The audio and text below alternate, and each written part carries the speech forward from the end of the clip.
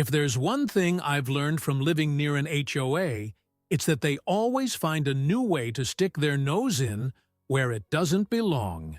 The pasture has already been complained about. My chickens have become a hygiene problem. Even my rustic barn has been on the list of things they thought they could control. But now, it was my trees. My land has oak trees that were planted by my grandfather. Old, big, sturdy trees that have weathered storms, droughts, and even a lightning strike that split one of the trunks in half. These trees are part of my farm, part of my history. But, according to the HOA, they were compromising the harmony of the neighborhood because some branches were growing beyond the fence. Translation: they thought they had the right to cut down what was mine. The first sign that they were planning something came in the form of a letter, a document from the HOA saying that my trees were encroaching on the neighborhood's airspace, and that I needed to trim them to maintain the planned aesthetics of the community. I had to read that sentence 3 times to make sure I wasn't delusional. Neighborhood airspace? Since when does the HOA control the sky? I ignored the letter. I wasn't going to cut down any trees just because a bunch of lowlifes decided they wanted a cleaner view. But the problem with these people is that they can't accept being ignored. A few days later, I'm on my balcony drinking my coffee when I see a white pickup truck pull up in front of my farm. One of those with a generic Environmental Services logo, full of tools, and 2 workers getting out with chainsaws in hand. In the middle of them, getting out of the car as if she owned the place, was her. I knew that woman was going to try something. She pointed to the trees and chatted animatedly with the guys, as if she were organizing a charity event. They picked up their tools and started assembling the equipment. My blood boiled. They were about to cut down my trees without my permission. I ran down from the balcony so fast that I almost kicked in the door. I crossed the yard with firm steps and stopped right in front of the truck, staring at the scene. She turned around and gave me that rehearsed smile of someone who had expected some resistance. "Good morning. We're sorting out that problem with your trees." I laughed, a short, dry, humorless laugh. "My problem? Because I don't remember complaining about anything." She sighed, as if she were having to deal with a stubborn child. "Some people in the community have mentioned that the branches are too big, and..." I raised my hand, cutting off the litany. "You invaded my property with a team of lumberjacks because some branches are bothering you?" She gave a tense little smile, trying to keep her pose. "We're just helping to keep the neighborhood nice and safe. So you thought you could come here and cut down whatever you want without even asking me?" She straightened her posture, trying to regain control of the conversation. "The HOA is authorized to take preventive measures when necessary. My patience went out the window, and I have authorization to tell you to get that truck out of here before I call the police for trespassing." She looked at me for a moment, her eyes full of defiance. But she knew she couldn't force the cut without facing me directly. She let out a long sigh, signaled to the workers, and then started to walk away. All right. We're not going to do anything today, but it's not over yet." I crossed my arms and watched as she got into her car and drove away, with the workers following behind. Only, deep down, I knew she could have left right then and there, but she wasn't going to give up so easily. That night, I kept thinking about the conversation. This woman had made it clear that she wasn't going to give up so easily. She thought she had the right to mess with my property, so her next move would be to act without telling me, and I was right. 2 days later, I woke up to a sound that wasn't part of my routine, the loud noise of chainsaws. I jumped up, ran to the window, and saw exactly what I had predicted. The HOA had returned, but this time without warning, without asking permission, without even disguising what they were doing. There, in the middle of my farm, were 3 workers cutting branches from my oak trees as if they were public trees. A white pickup truck parked, orange cones thrown haphazardly on the ground, and in the middle of it all, her, with her arms crossed, looking at the cuts as if she were the boss of a big construction site. I felt my blood rising so fast that I thought I was going to explode. I stomped out of the house, and before I could open my mouth, One of the workers climbed a higher branch and started sawing off a huge chunk of the tree. And that's when it got serious. I knew those trees better than many people do. My grandfather planted every one of them. They grew strong, withstood winds and storms, but they were old. Some of the trunks were fragile, and cutting the wrong way could be dangerous. I tried to shout for them to stop, but it was too late. The worker finished cutting. The huge branch creaked, and then the whole trunk gave way. It all happened very quickly. A dry snap, a scream, and before anyone could react, the whole tree fell the wrong way, and it ended up right on top of her. The impact was loud. The branch didn't fall straight on her, but hit the truck first, smashing into the side of the car with a thud. She screamed and jumped back, tripping over the orange cones as she tried to get away from the chaos she had just created. The workers dropped their saws and ran, frightened. I stopped for a moment, taking in the scene. The hood of the truck was sunk. One of the branches had gone through the windshield, and in the middle of the dust and leaves scattered on the ground, there she was, with her hands on her face, as if trying to understand what the hell had just happened. The HOA had just destroyed their own car with the fucking tree they'd tried to prune without permission. Well, I just crossed my arms and let the moment unfold. She stood up, still a little shaky, and looked at me. That was your fault. I let out a low laugh. My fault? You came onto my property without permission, had my trees cut down without knowing what you were doing, and now you want to blame me because the tree fell on your car. She took a deep breath, trying to regain control, but it was impossible to pretend that it had just been an accident. I continued. I warned you that you had no right to do that. You decided to ignore it, and that's what happened. The workers were silent, exchanging uncertain glances, clearly regretting having accepted the job. After all, no one there wanted to be held responsible for smashing up an HOA director's car. She pointed a shaking finger at me. You're going to pay for this. I stepped forward, defiant. Me? You trespassed on my property and caused an accident. Do you think you can just rip up whatever you want from my land without any consequences? She opened her mouth, but there was no answer, because, for the first time, the consequences had fallen right into her lap, literally. She looked at her own car, now with a branch through the window, and then at the workers, hoping that someone would say something to help her. But no one said anything. So, huffing, she turned her back and marched to the phone to call someone, probably to call the police. What about me? Well, I was already ready for the show. The woman was on the phone gesturing as if she were reporting a heinous crime. Meanwhile, I stood there with my arms folded, watching the whole thing as if it were a comedy show. She spoke rapidly, dropping phrases like destruction of property, irresponsible act. He did it on purpose. Ah, so now it was my fault? I looked around. The HOA's truck was practically unusable. The roof was dented, a branch was sticking through the windshield, and the hood had become a scrap of twisted metal. The workers she had hired were standing to the side, trying to make themselves invisible. It wasn't long before a car pulled up. 2 policemen got out, looked at the scene and, as expected, looked tired before they even heard the story. She ran up to them, pointing at me as if she was about to see me handcuffed right there. He did it on purpose.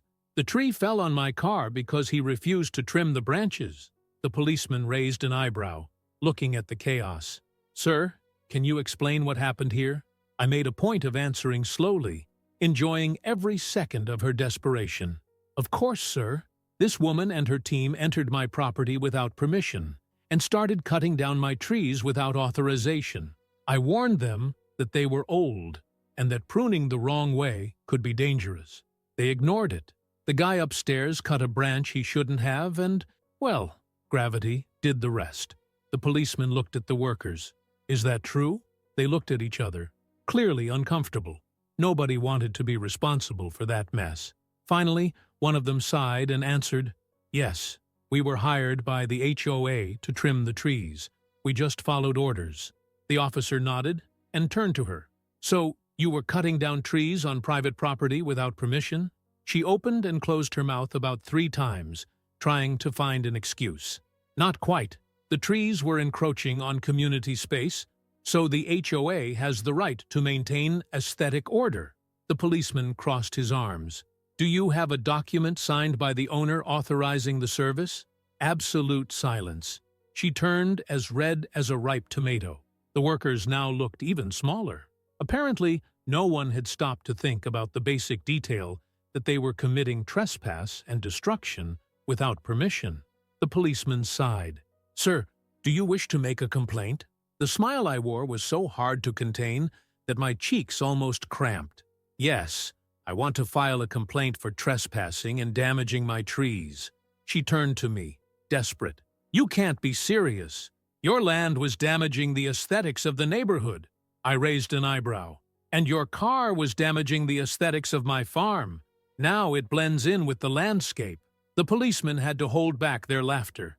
She stood there, shaking with rage, looking at the wrecked truck as if she wanted to pick up the pieces with her bare hands.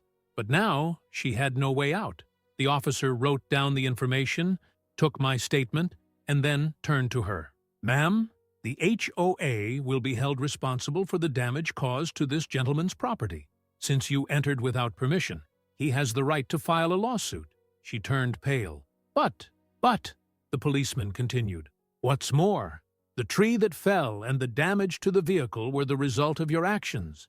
If you want to seek compensation for that, you'll have to sort it out between yourselves and the company that hired the services. In other words, she was alone in this. The HOA wanted to cut costs, and now it had found something very expensive to fix. The officers finished writing everything down and left. As soon as they got into the car, the pruning workers started collecting their things, clearly wanting to get out of there before someone tried to stick them with a lawsuit. And the woman? Well, she just stood there, staring at the truck as if she could reverse what had happened just with the force of her hatred. When she finally decided to talk to me again, her voice no longer had the authoritarian tone it had before. You didn't have to do that. I lowered my hat to cover the sun on my face. Me. You were the one who had the tree cut down. You were the one who broke in. Gravity did the rest. She clenched her fists, turned her back, and got into the car of one of the workers, being forced to hitch a ride because his vehicle was now under a giant trunk. I stood there, watching the crushed truck, feeling a taste of victory that only comes when someone finally feels the weight of their own decisions. But I knew it wasn't over yet, because she wasn't going to accept this defeat quietly, and the worst was yet to come. The next day, I woke up certain that the HOA wasn't going to swallow this humiliation so easily, and I was right. Before I'd even finished my coffee, I heard a car parking in front of my farm. I went out onto the porch and, of course, there she was. Only this time, she wasn't alone. Next to her was a guy in a suit and leather briefcase, with the look of a lawyer who goes into a fight knowing he's going to lose, but still feigns confidence. I went down the stairs as calmly as if I'd expected the whole thing. She crossed her arms and gave me a look of superiority, trying to regain her composure after the previous day's fiasco. We're here to resolve the issue of the tree and the damaged car. The lawyer snorted, opened his briefcase, and took out a document, handing it to me as if he were about to give me a traffic ticket. The HOA is demanding that you cover the costs of the destroyed vehicle and the interrupted pruning services. I held up the paper, read over it, and then laughed. Did they really think they could sue me after they had invaded my farm, cut down my tree without permission, and destroyed their own car in the process?